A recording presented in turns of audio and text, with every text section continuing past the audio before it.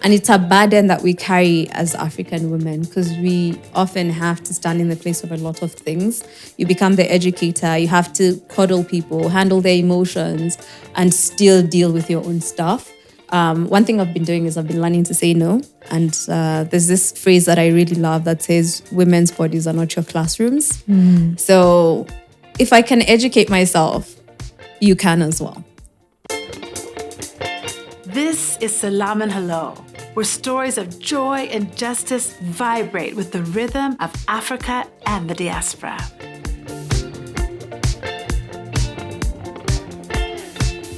We're worried, anxious group of people trying to move along. Maybe one day we'll get onto something. Until then, we say, hold on. Selam and hello, everyone. My name is Lily Bakada Piper, and thank you for joining us today. I hope over the last few weeks, you've really enjoyed this series that we've been in, The Case for Hope. I find that every time we've had a guest on, from Maya Masikur to Doug Mutai, I've learned something new that I could then go apply in my own life. And I've really been grateful for their voices and their stories. Today, we are continuing the series with an episode we're calling The Case for Choice. So when you hear that word choice, what comes to the surface for you? What is top of mind? Is it economic autonomy? Is it, having independence in the way that you live? I think as women, the word choice automatically touches a nerve. For me, it immediately centers my health and the decisions I can make around my own body.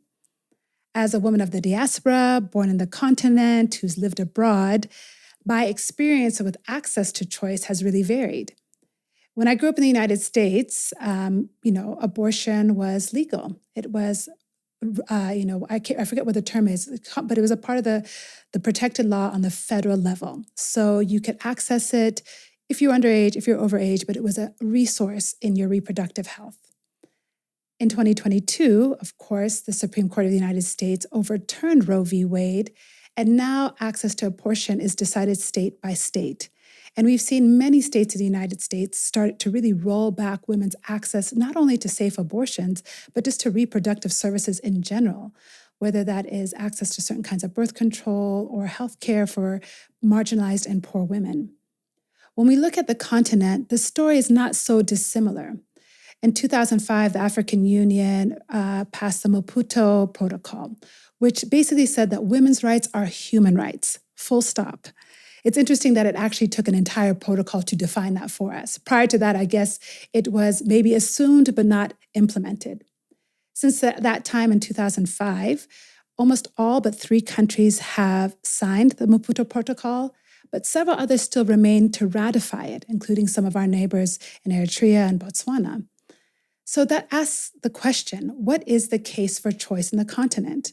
When it comes to reproductive health, when it comes to access to services, do women have all the choice that they deserve, that human rights tell us should be accessible and available no matter where you live and no matter who you are?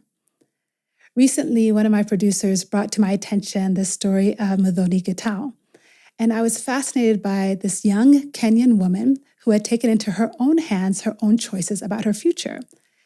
And what's most interesting is how radical that idea feels, that you can have bodily autonomy and demand the rights that you are inherently born with in a legal context that does not always include your rights. And I think it's really important that beyond the legal framework, we start having more conversations with our sisters, with our friends, with our daughters, with our coworkers, with our families, with our churches, with whatever communities that we're in about the women's right to choose and the women's right to live. So today, my guest, Muthoni Gitau, wears many, many hats. She is a content creator. She has a fantastic and fun YouTube channel where you can see her renovating homes and creating inspiration through, whether she's making a lamp or she's redecorating a space in her home. She hosts a radio show, called She Talks for Power Radio. She has a podcast called Just Doing Life. She does all the things, and she is a cat mom of 3, a 3-time cat mom. So between us, we have 3 cats, I like to say. And Muthoni has been very public about her story about being child-free. And a few months ago, she took it a step further and actually opened up her life for public engagement around her choice to get a tubal litigation, meaning her options for having a biological child do not exist, that she's just made that choice for herself. And so while we are not trying to have necessarily a legal or policy conversation today, I do think it's helpful to investigate one woman's story, understand it more deeply, and then find ourselves in that context. What do we believe? Are we operating under assumptions? Have we actually investigated ideas more fully? Have we thought beyond the way we were raised and actually examined why we do things and why we believe what we do? So Muthoni, I'm so glad to have you here today and welcome to the show. Thank you so much, Lydia. I'm like, I should be calling you anytime someone asks me, so what do you do? I'm like, Pause. Just let me add someone to this call. Well, it's, you do so many things. And I think your ability to express your ideas and your beliefs and values and all of your platforms is a rare ability. I think a lot of people change per context, but you're who you are wherever you are. Yes, always. Yeah. So tell me a little bit before we jump into the topic at hand today, how you got into the content creation world and what your path has been in media. I think I just fell into it by chance. I think, maybe not. It started with watching the Tyra Banks show when I was like a teenager. Okay. And I was always like, I'd want to have a talk show one day.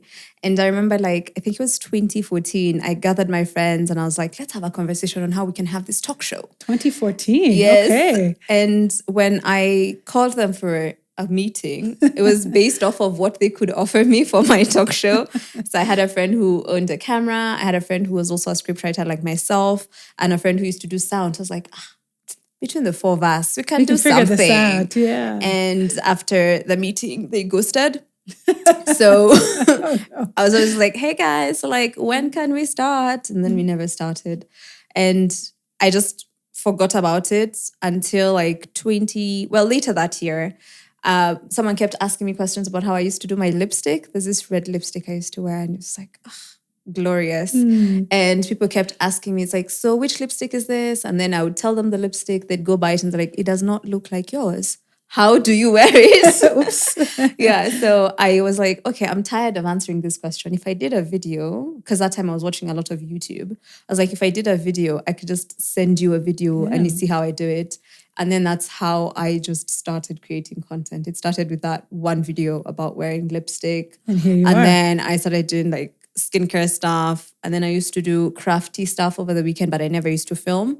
And then I'd post the results of my crafts. And then people were like, oh, do you have a video on this? And I'm like, actually, I don't. Yeah. Like, could you make a video on this? You're like, and I just ended up going in that direction. And it's just been building on it I'll be hitting 10 years next year. well done. To stay alive in this media ever-evolving ecosystem is a struggle bus, let me tell you. But well done to you to stick around and to keep changing and evolving and keeping up and creating content. You've got a fantastic followership and engagement online. And so let's move to this topic. And at what point do you make the decision to go from maybe sharing lipstick tutorials and, crafty tutorials to opening up your personal life to, investigation and curiosity?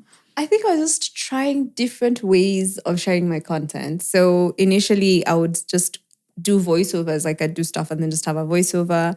And then I felt like that was too much work. And I was like, I can just explain the things when I'm doing them, right? So I start just doing we'll just do it vlog style.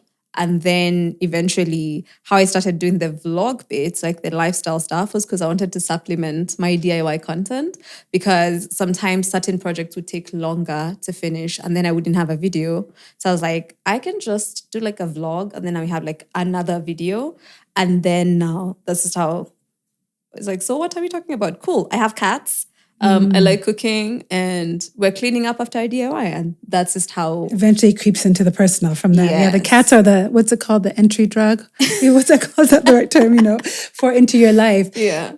So, you are a public person and you've made yourself available online for questions and engagement from your followers. Before we kind of talk about what that's been like to share, your own story there, on the personal level, at what point did you start to wrestle with this idea of whether or not you wanted to have kids and what that would mean for you as a young Kenyan woman in the continent? I mean, this is home, right? Nairobi is home for you. Yes. So tell me, at what point did you really start to question that future? How old were you, and how did that conversation come to be? I think the questioning bit started like when I was about 18, but the knowing started when I was 10. And I remember at that time my mom was pregnant with my brother, our third born. And I don't know, just randomly we were having a conversation, and my aunt was there and she was asking me, it's like, oh, so like, what do you want to do with your life? And I just started painting this picture. And I was talking about how I'm traveling the world with this partner that I have. And I even remember sharing a story about what my wedding would be like. And my intention was to walk on water for some reason. But I had to also have like a gown and sneakers, like really cool sneakers. So I share this story and my aunt just goes like, and where are your kids when you're doing all this? And I was like, what kids? Wow. That was my first, I didn't know what it was, but I was like, oh, no, there are no kids in this picture. This is just like me and my life. Yeah. And I think when I was about 18, that's when I was just like, okay, so this thing, by the way, what's it about? But I think it's also like growing up, the place I grew up in, there were a lot of early pregnancies. So I was just like observing and I'm seeing people getting pregnant and I'm just like, hey, so what causes the pregnancies? And then you hear, oh, so you're like, okay, cool. So we'll stay away from that. Yeah. And I honestly just kept to myself because I saw that pipeline basically where it was like you'd become a statistic and I didn't want to become a statistic. I'm curious, in your growing up, when you're saying you're observing kind of young pregnancies, were you getting any kind of formal, not education, but like conversation? You know, I know some communities have traditions of, I think it's sensas, is that right? Who kind of come and do the sex talk with you, or the auntie who's the designated like sex expert who will come and give you. Did you have any kind of anybody engaging you around the topic? No. If anything, I don't think anyone has ever talked to me about sex and the consequences of it. Nothing. I don't think we've ever had that conversation. And no one was talking to us even when we were younger, which is very sad if you think about it. Yeah. So I think people were just like curious, or I don't know what it was, but also there's the idea that when you look back at it, there was abuse because it was always like kids I was in school with, but the people who got them pregnant are like adults. Yeah. So at that point, you're not seeing abuse. You're just thinking, oh, so-and-so has a boyfriend. Must be nice. But you don't see the implications of what that actually means. And then you'd see them drop out of school and then they never go back to school. And then now they have to like start doing like just, I don't know, any type of job. Then these guys would disappear. Now these kids are being raised by like their parents. And it was a very, very common thing. And I remember just thinking, wow, I never want that to be me. Yeah. And so for me, one thing, I made a pact with myself and I said, I'm never going to have sex until I'm at least 21. Because I was like, at 21, I think I would know what I'm doing. I assumed I would have more information about what it's about, what it means. And it was just like a pact I made. It had nothing to do with religion or anything. Yeah. I just looked at the situation around me and I was just like, I think I would want to have more information before I delve take that into step. things. Yeah. Yes. I mean, it's kind of profound that you're kind of educating yourself, setting up your own expectations, your own culture almost around sex because what you saw around you was enough to inform your early thinking around it. Did you have, so you mentioned you had a brother who was, Yes. do you have another brother or sister? Or? Yeah, I have two brothers and a sister, but sister. Unfortunately I'm the firstborn. So. Listen, we have to stick together. Us firstborn God, African daughters. I did not ask for this. That's another show altogether, isn't it? I'm wondering, so, you know, as you're thinking through this and you're making these decisions, what were the conversations around you? Because you're 100% right about that issue of abuse. It's something we all know.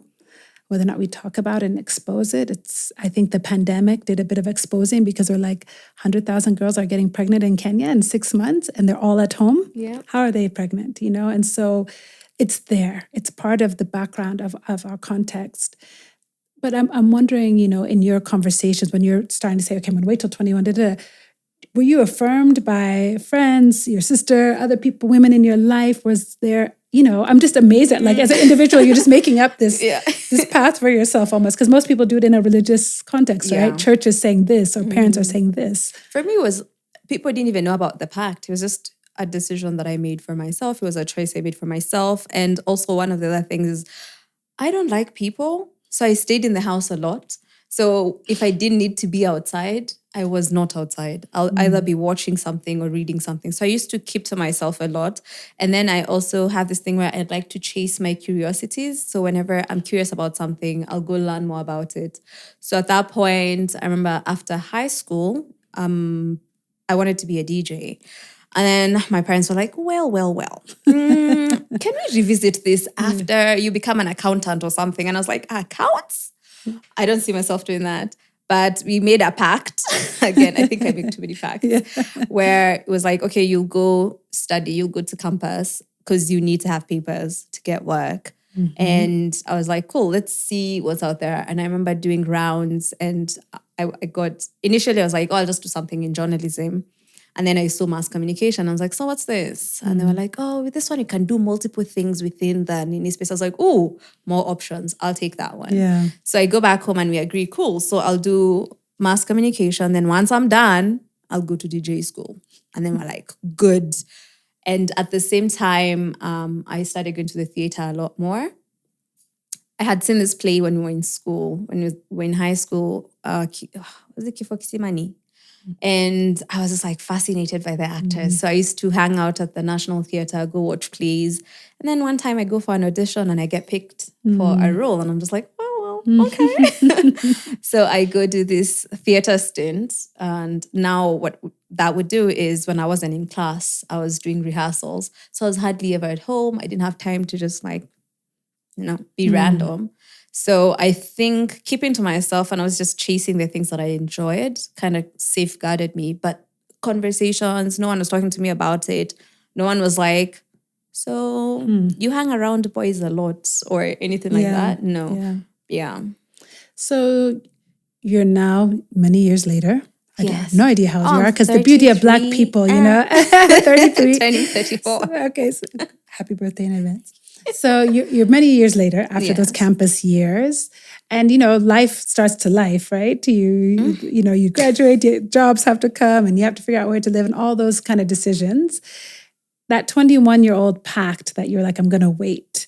How did that then evolve to the next step of actually that 10-year-old me was right, and I actually don't want to have kids? Was there a moment that you would recall that became clear to you as an adult? Not really. I just think whenever I'd have conversations with people and, I don't even know. I think when I was 23 is when I was just like, this is like a for sure thing. Okay, it's like a for sure thing. It's a permanent thing. Yeah. And that's when I was just like, cool. So I think at that point, I was like seeing people and I'd talk to people and then they'd be like, I don't want to have kids. And they'd immediately go like, good for you. But okay, that does not involve me. And that's when I was like, okay, so this looks like a thing. And then that's when I started wondering, okay, so if I did not want to have children, what are some of the things that I can do to make sure that happens? And I remember that was the first time I made a call about getting a tubal ligation. Really? At 23? Yeah, at 23. And when I made that call, they were like, well, you're too young. And they were like, I was asked so many questions and they brought religion into it. They brought my parents. And when you're saying this is the healthcare provider? The healthcare providers. And I was asked about this future imaginary husband that I would have. What if they wanted to have children? And I just keep remembering, I was like, but that's not a me problem. That has nothing to do with me. And that was the first time I felt like, wait, are you trying to tell me that this is not up to me? And I was just like, really? I thought I can decide these things for myself. And I think at that point, that's when I was like, I was very sure that that's the path that I wanted to take. I wanted to be child-free. And I think for me, it was more like, I made the decision and I was like, cool, so I'm just not going to have kids. That was it. That's it. Yeah. So it's really interesting because what I've read and seen of your story has been more recent years. Yes. And I wonder if we had gone back to that 23-year-old Muthoni, what would you have a different story to tell? And would it be more around the access piece? I don't know. I think, I think one of the things that I also learned around that time was access to information was not like, there wasn't that much information about one, what it means to be child-free. There was no community. I think right now a lot more people are talking about it. So there's community. So there's people you can have conversations with. And even like when I was even making the call about a tubal ligation, I didn't have like a great understanding of what does that actually mean. So I think at that point, the information that I had or all I knew I could access were like, meds to just keep myself safe. Yeah. But then like I remember the first contraceptive I got on was making me sick. I would have to give up like about an hour to 2 hours of my day because it was like pill. Yeah. So anytime I would take it, I'd just be like, ugh. Dreading. Yeah. 2 hours gone like that because I'd be sickly, I'd feel nauseous, and there was just like too much happening. And then like around that time, I don't know. Okay, this is something I don't mind sharing. By chance, I actually end up getting pregnant. And I was like, this is the sheets. But again, access to information was not very good. So I remember walking into, like I spoke to someone and they're like, oh, we can help you with that. You don't got to worry about it. Just give me some money. And then they give me some pills and just don't tell me much about it. And then... Is this a chemist or is this just... Yeah, it was like just a pharmacist. Okay. And it ends up just becoming like this really terrible experience. I end up going to the hospital later because like I was in so much pain. And even like that, I was so scared to even tell them what happened that I actually didn't. I didn't tell them what happened. And I felt so alone in that moment. But, it is what it is. But that was the moment I was like, oh, wow, like we really don't have information about these things. And then I started really educating myself on all the things. Yeah. All the things. But everything I've done, I've had to learn on my own. Which says something, I guess, in continuing about our culture, as much as we might have a Maputo protocol or other provisions here and there, if you don't have access to information about how you can safely take care of yourself, then we are missing so much. If it's not coming from, our community, if it's not coming from our families, if it's not coming from our school, if it's not coming from even when you're asking healthcare providers, this is what I would like, and you're not getting it. Yeah. We've left women really out there. After that experience, and thank you for sharing, I don't take that lightly that you would share that with us. Did that experience change how you felt about having kids in future? As much as the physical piece of it was uncomfortable, mentally, did it shift your thinking, pause it? No. Yeah. It sounds terrible to say. I was like, But see, you're saying it sounds terrible to say, but you're so confident in it. So what do you feel is terrible to say? No, it's like, because there's people who would feel like, okay, I think I've had conversations with people who, let's say, who've had an abortion before, and they talk about how for them, they felt like really guilty. And there's even someone who I know who has an ultrasound of like their pregnancy before. And for him, it's like, I can't tell you what date it was. I just, there was no attachment to it. So that's the part that feels terrible to say, because for other people, it's like, oh my God, it's like, the people say, life starts at conception and all the things. But for me, that's not my belief. I was like, I don't want this. I don't want this. Yeah. And so for me, being able to get an abortion, as much as it was a terrible experience in itself, I would still choose that over having a child. Yeah. So now you're, again, more years beyond even that experience. As you get older, how does your thinking clarify to the point where you can share it with others in a more public way? Because at that point when you were 23, were you on a public platform? I know you've been doing media for about 10 years, but were you sharing that publicly? No. Okay. No, at that point, no. So, but now it's something that I don't mind sharing, because first of all, it's a part of who I am. And also I think for me, I don't mind sharing my story if it's going to help someone else. So I just, Yeah. So What's your current state? Let's do that. And then I'd love to hear kind of what you're hearing from people as in this public discourse that's gone from the personal to the public. Yeah. Tell us your journey in the last year. In the last year, okay, so the decision's still there. I was like, I don't want to have kids. And then by chance, so I'd wanted to get a tubal ligation again when I was 27. So 23, they said I was too young. They said I had to wait. So I think when I was about 27, 28, I tried again.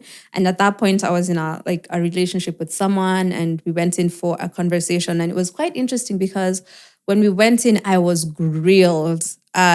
Kidogo, they were about to ask me for my great-grandfather's, I don't know, blood, whatnot. It was like a lot of grilling. And again, a proper medical facility. Yes. Yeah. And it's like they're asking me questions about religion. And I noticed it was more about them. And I was removed from the conversation. And at that point, the person I was seeing was also there. And there's no grilling. They were just, so you want to get a vasectomy? Cool. So this is what that means. And I was just like, I remember being like, wow. What about his future wife? Yeah. You do not care about her? Because you tend to care so much about what my future husband might want. And first, like that difference, the stark difference in how I was questioned and how for him it was just like, yeah, sure. It's a decision you can make. Again, goes back to, are you trying to tell me I can't make choices about what happens to my body? I can't come here and say, this is what I want, do it. And regardless of what your thoughts are and what your feelings are, you go like, okay, sure, she knows what she wants. And at that point within the relationship, we're like, okay, cool, it would be easier for you to get the vasectomy instead. It was a whole conversation, blah, blah. Anyway, the relationship ended. We don't care. So we move on. We move on to like now last year. So the relationship has died. I am single, happily. And till people see this video. And then a friend of mine comes across a poster where there was this run and they were doing like free tubal ligations. And I remember I made the call, and the first thing I knew they were going to ask was my age. And I was like, I was already waiting for the session, the grilling session. So I hadn't even made the call yet. I shared the poster on my stories. Then someone messaged me and said, I called them and they said that I can't get the tubal ligation because I don't have a child yet. So I was like, wait a minute. So I call them and I go like, hi, so I don't have a child and I want the tubal ligation. And we have this whole conversation with this guy. It was a man on the other end of the line. And so he asked me my age and he was like, so are you sure you don't want to have children? I said, yes. And he said, so I was like, so I also heard that there's someone who called and he said, if they don't already have a child, that then they can't get. So is this closed off to only people who already have children? And he said, maybe it's an age thing. So I was like, cool. So I'll show up and and they were like, yes. So they booked me the appointment and everything. And so I call back the other lady and I tell her, call them and then just talk to them because they've just approved mine. And I was like, I had booked an appointment. So I was like, it was for a Wednesday. Then I happened to be working that Wednesday. So I was unable to go. Then they called me and they're like, oh, you weren't able to come? I was like, yeah, I was working. So they're like, cool, we have another one that's happening next month. Do we book you in for that one? I was like, yes. This is just, the contrast to me is very stark. I know years have passed between 27 and 30-something, but the fact that, number one, it's on a poster for like a run, you said? Like a 5K or something. Okay, no, so it was basically like a partnership between the government and this, are we supposed to say they're a thingy? It's up to you. It's like a health, whatever. A health organization? No, sure. It's like they're not paying you. Sure. But noted. Content creation. So it was like a partnership between the government and a specific health provider? institution. Sure. Yes. Okay. And a legitimate health provider. Yes. Okay. And they offer like maternal health type facilities, whatever. Yeah. So, and then also there was something a bit suspicious about this government initiative thing, in that in the areas they were doing these things. Because that was the first thing I clocked. I looked at it and I was like, this sort of was communicates. it northern Kenya and different things like that? No, it was in like very low income areas. I see. Yeah. Okay. So I was like, okay, so it's like you're trying to sort of mitigate something. That's what it felt like for me. But it was like it's open to everyone. And then also when I made the mistake of sharing it, they got more calls from people who are just like, yeah, we saw this on Muthoni's page. Can we come? And I think a lot of people have actually gone thanks to me posting it. And I think it's also because it's something I share publicly. So a lot of people, when they get that information from me, they're like, oh, she's one of us. I think that's I think that's the message it sends. So basically, that's what they were doing. So I got it for free. Okay. Didn't pay a cent. So there's this public campaign. You tap into it. You go. You couldn't make it the first time. They even call you back with a follow-up. So nice. Without all the grilling. It's like a service better than at some of our restaurants. And they have you come in the next month for this service. Yeah. And at that point, was there grilling now? Was there more of an investigation of your future and histories and all that? No, I was very lucky that the future husbands did not come into play. But what happened is the doctor walked us through the procedure, explained exactly what it was going to be, what he was going to do. At what point are you going to feel pain, if any? There is pain. But like it was a very detailed walkthrough of the process. And then now I had to sign a consent form and say, I have given you permission to go ahead and tie my tubes. But I was ready. Hey, I was so ready for that question about husbands. I was prepared. I had a whole monologue. Yeah. They stole my moment, but it's fine. I had a whole monologue prepared, but that didn't come up. However, during the procedure, because there were people in the room, I did get questions, but it felt more like there was a bit of curiosity because at this point, you're not going to be like, we've already cut her open, stop. We are worried about the future husband now. No. So it was more like from a point of curiosity because there was like an older woman who was supposed to help me through the painful parts, but I found her more irritating than anything. But it's also because of how I handle pain. It's like, I don't want you to talk to me. Right. Like, this is not the but time. You're asking me questions. Yeah. Like, no, why are we talking about going to church now at this moment? You thought this is the best time for us to have this conversation? Madam. Yeah. But it was more just like she was asking me questions, but like, oh, so does your mother know you're here? I was like, no. It's like, does anyone in your family know? So it was just like, but she was very curious. And then there was another person who did ask me. It's like, oh, so are you seeing someone? And I was like, no. They're like, okay. So the husband didn't come up. The husband did come up. He was there in the room. As much as these questions felt inappropriate and invasive, and I'm putting words in your mouth by describing it as such, but that's my interpretation of what you said.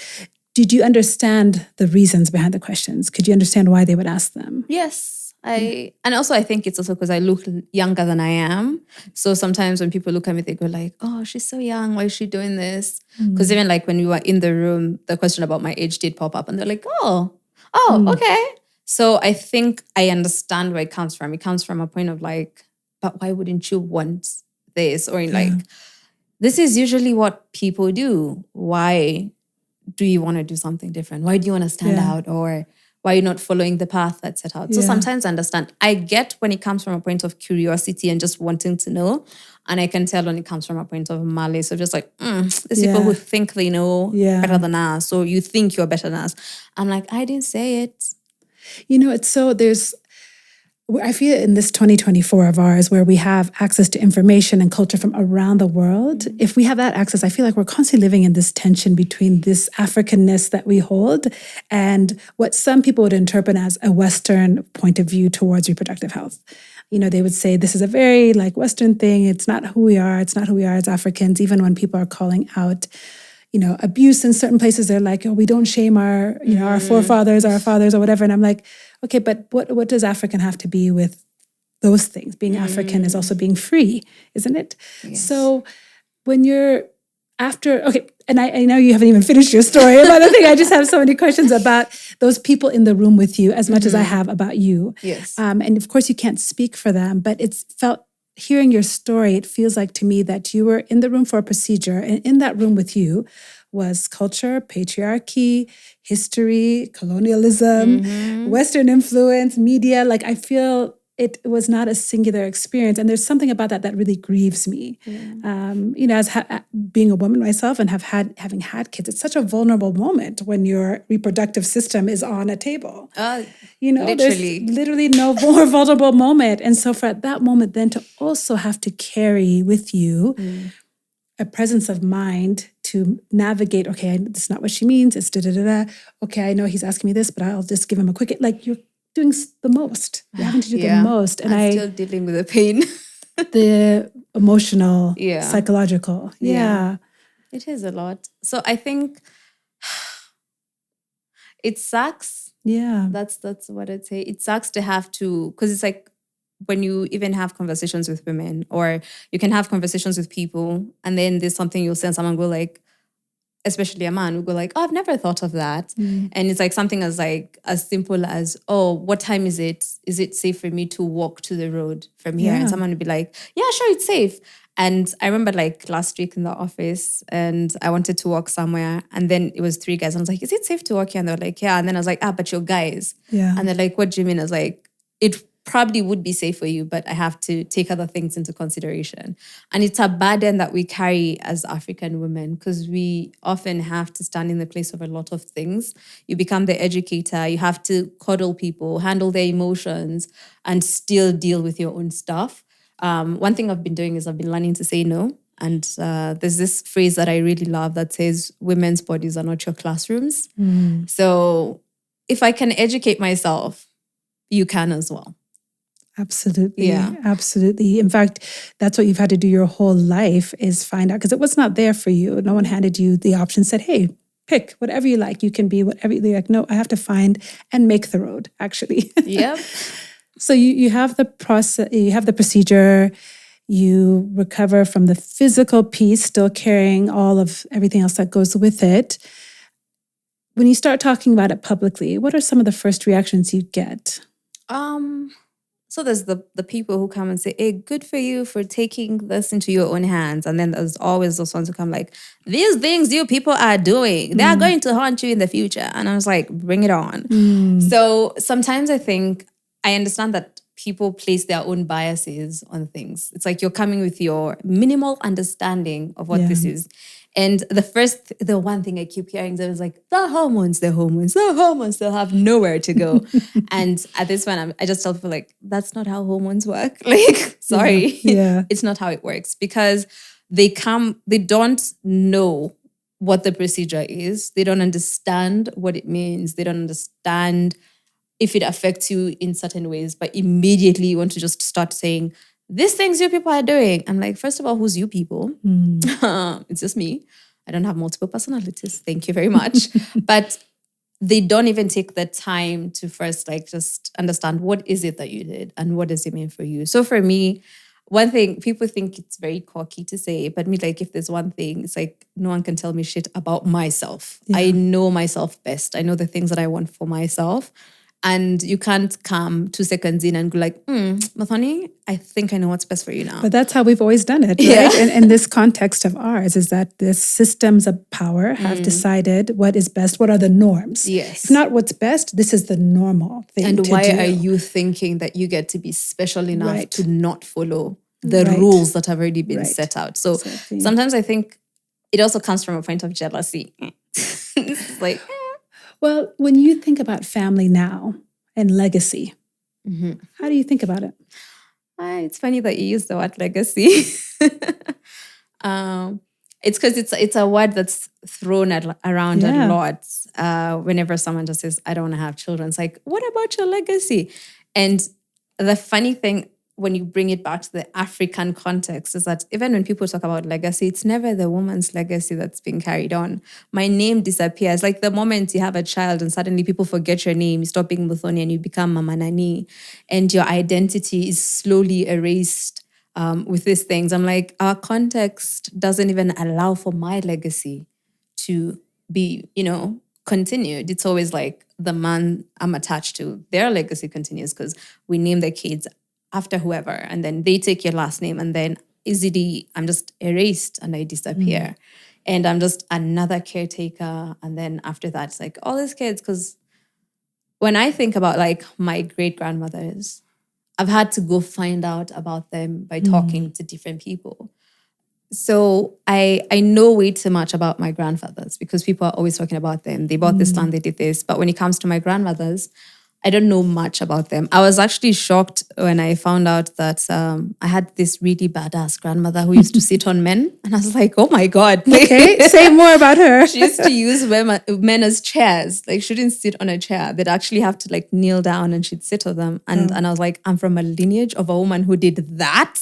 And then here you are telling me, but Muthoni. No. No. My grandmother. No, my grandmother sat on men. So you'll take the joke. Deal with it.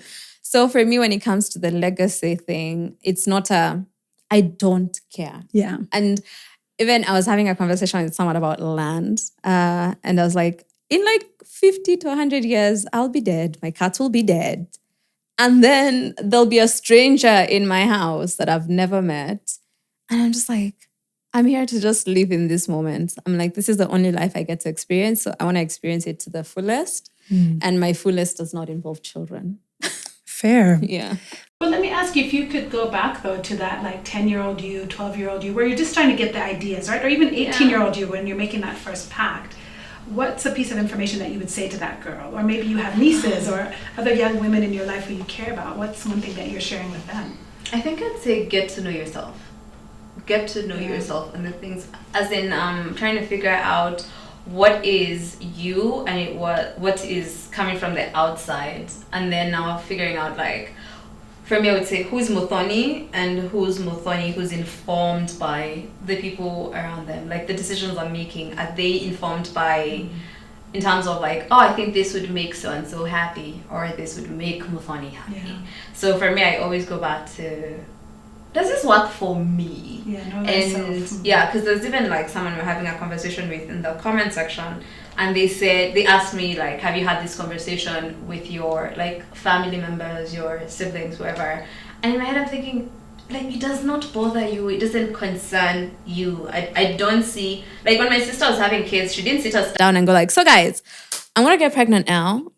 What are your thoughts on this? So I don't understand why then I should be like, so guys, I'm not going to have kids. And isn't that interesting? That's so interesting that there is that dichotomy. It is literally the same thing. It is. And yet our expectation is if you make this decision, it belongs to the community. Yes. As opposed to if you decide to take that norm, it's yours. And the thing is, her having kids impacts us more than me not having kids. Because now suddenly we're all caregivers. Suddenly we're all expected to contribute in certain ways. Be it time, money, you have to be a present auntie and other things. Yeah. I'm like, that's a call we should have received. We should have sat down and decided this as a community. That should have had votes. Exactly. Yeah. But when it comes to because I keep telling people, I feel like we asked the wrong question. You should ask people why they want to have children. That's more important because that decision actually impacts another life. My not wanting to have kids affects no one but me. Yeah. Yeah. It doesn't affect anyone else. Unless someone's somewhere thinking that I was going to have a child for them to get like a kidney. Yeah. And then I'll be like, oh my God, I'm so sorry. Because even mine, I'm not going to give you. Okay. Depends with who it is. But you know, it's interesting because I think on the one hand, there's a beautiful part of our tradition and our culture that values children. Yes. So for me, I remember specifically, I moved back to Ethiopia 6 weeks after I'd had my last born. And at that time, I had 4 kids under 4 years old. There were twins in there, so little freebie along the way. But when I was in the US, we were in Boston at the time, everyone looked at us like with pity in their eyes, like, oh, I'm so sorry. And I remember one of my professors, I was in graduate school, was like, you're pregnant again? So I had this burden to carry, like, wow, you're having another kid. Yeah. As soon as I landed in Ethiopia, they were like, you're the most blessed of women. It was like a red carpet, a spiritual red carpet was rolled out for me. Like, welcome home. There were songs, there were flowers blooming, everything, you know, like. And so there's this beautiful part of our culture that values children and honors them.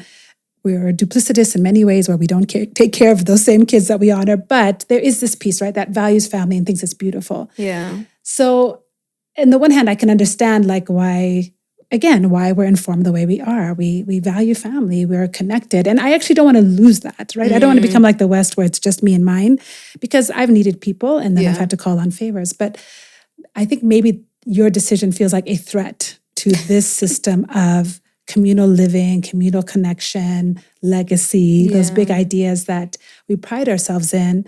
But then when you peel back the layer, there's some brokenness there. Our education system is not working. Our health system is not working. So then where do these kids that we love and honor go in the end? I don't know. I think there's also the assumption that me being child-free automatically means I do not raise any children, which is a big lie. I have raised enough children to know what mothering constitutes in essence. And just because I'm not birthing kids doesn't mean I'm not involved with the kids around me. Like the sense of community still remains. It's just like I show up in a different manner and I can return them at the end of the day. I can be like, cool, 3 hours was enough. Come get your child. That's actually so powerful because women are constantly mothering. Yes. Constantly mothering. Like if I get a comment, we had a comment the other day on one of our posts, like, can you mentor me? Can you help me? I was like, absolutely, I can. Never met this person. They're a complete stranger. But I'm like, immediately I feel like I must say yes because I'm a woman. I'm an African woman. This is what we do. So that's such a powerful connection to say, I am raising kids. I am mothering. And so I just don't want them to live in my house 24/7. 24/7. Yeah. Kids are a lot. Listen, which is why it does grieve me that when we look at legislation and policy, we think women's rights have to be now restricted to here, here, and here because our responsibilities are surely not restricted. They are every single place of our lives. Economically, emotionally, spiritually, we are the ones, holding it up. It's a really powerful statement. It's important. Yeah. When you think about the policy piece, because I think one thing that strikes me about both your story and that it's public. So there are women who have made these decisions. And I've even read quite a lot of women who have made these decisions in secret because they felt like I cannot have another child. Like it is taking away so much from my life. So they make the decision and they kind of process it all alone. Do you see yourself in a policy or advocacy role in the future and taking this beyond your platform to lobbying legislation for changes in our framework? What do you see ahead for you?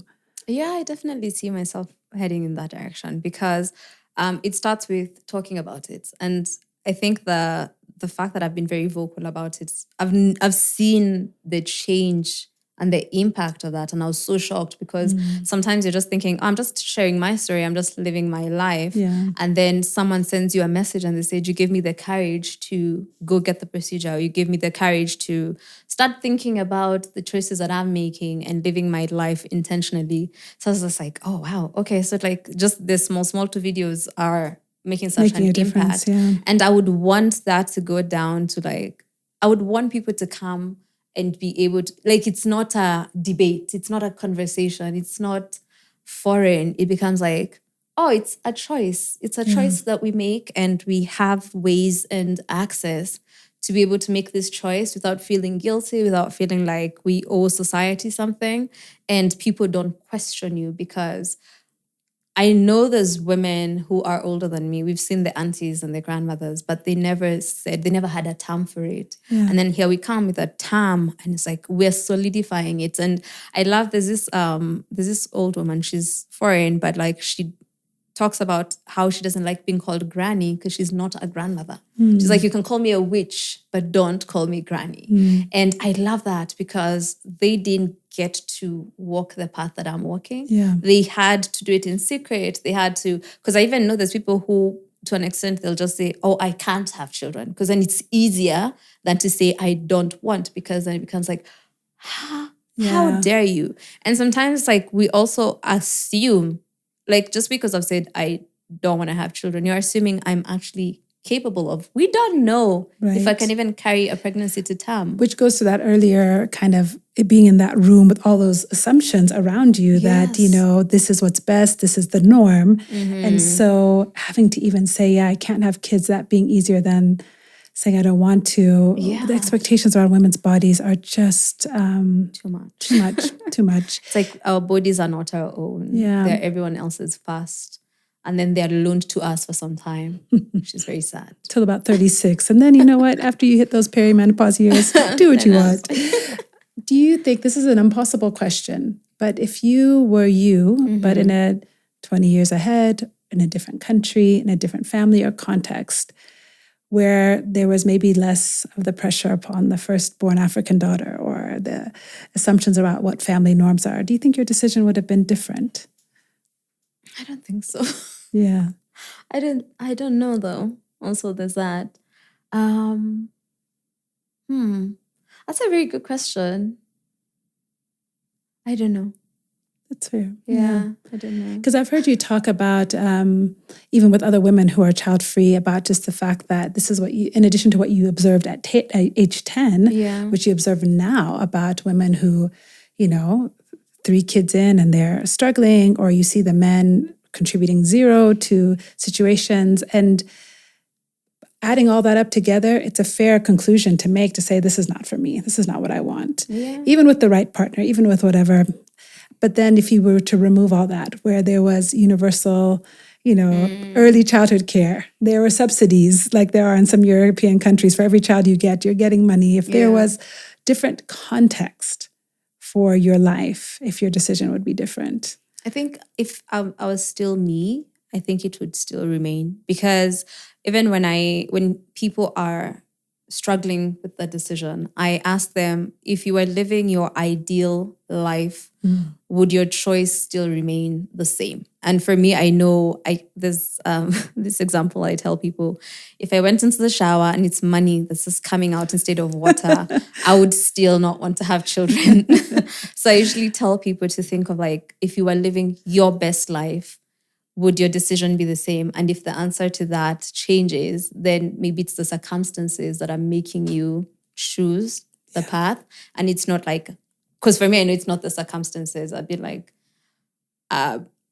there's a joke I make. I say, God would come down and tell me, Muthoni, you are destined to have the next Jesus, and I would let everyone perish. I would watch you people. Yeah, I saw you say that online, and I was like, wow, I'm glad that God did not come to you then. Exactly, because for me, I'm like, that's how solid I am in that choice that I've made. So you have to be very sure about it. You have to be sure about yourself. And regardless of the circumstances, life situations, the economy, all these external factors, the internal factor is the one that, like, what's the true north there? And I've heard you say that over and over again. I think that's so important. You have to examine yourself over and over again, because number one, it's not easy. You're going to have to walk this path without the emotional support of your society or culture potentially. And you have to be sure, because it is also permanent. And so understanding and educating both your spirit and your mind is hugely important. And I appreciate you supplementing your story with that, because you didn't have to. You could just make it your story and that's that. But I think extending it is what makes you an advocate. It is what makes you somebody who now becomes a resource for other people, which is taking it beyond just having a media platform. So that's huge. Thank you for that. We are in this series and talking about hope. And I saw in your show that you like to ask people about their moment of joy before you start. And we actually usually ask people at the end of every conversation, we ask, what's bringing you joy? It's one of our pillars as well. But for this series, we've been asking people, what's bringing you hope today? So before we let you go, we'd love to hear, what's bringing Muthoni Gitau hope? Oh, wow. What's bringing me? Wait. I hope there's something. The way this country is set up. What's bringing me hope? I think creativity. I think I'd say that. I love that even when people are pushed to the edge, in some random way, creative people always just find a way to sort of tell us it's going to be okay. So I think creativity. Yeah, I love that. There is a quote I often quote. I think it's Toni Morrison who says something to the effect of, I'm misquoting, but when the world falls apart, that's when artists go to work. That's when they make sense of it for us. And I think you're absolutely right. Yeah. Well, Muthoni, thank you for being with us today and sharing your story. It's incredibly intimate and also incredibly important. So thank you for just being available to us and being willing to share. I'm really grateful. Most welcome. Thank you. And listeners, we'd love to hear from you. This was one woman's story and one woman's experience. If If you have a story around your own choices, we'd love to hear from you. You can drop us a DM at Selam and Hello. And of course, you can also reach us on email. If anybody uses email, I don't know, but you can. Producer@selamandhello.com or Lily, Lilly, at selamandhello.com. And join us next week. I think we have one more episode at least left in our series, The Case for Hope. We don't want you to miss it, so join us next week. And until we meet again, peace. Worried, anxious group of people trying to move along. Maybe one day we'll get onto something. Until then we say, hold on. I know it's hard, but baby, you just got to hold on.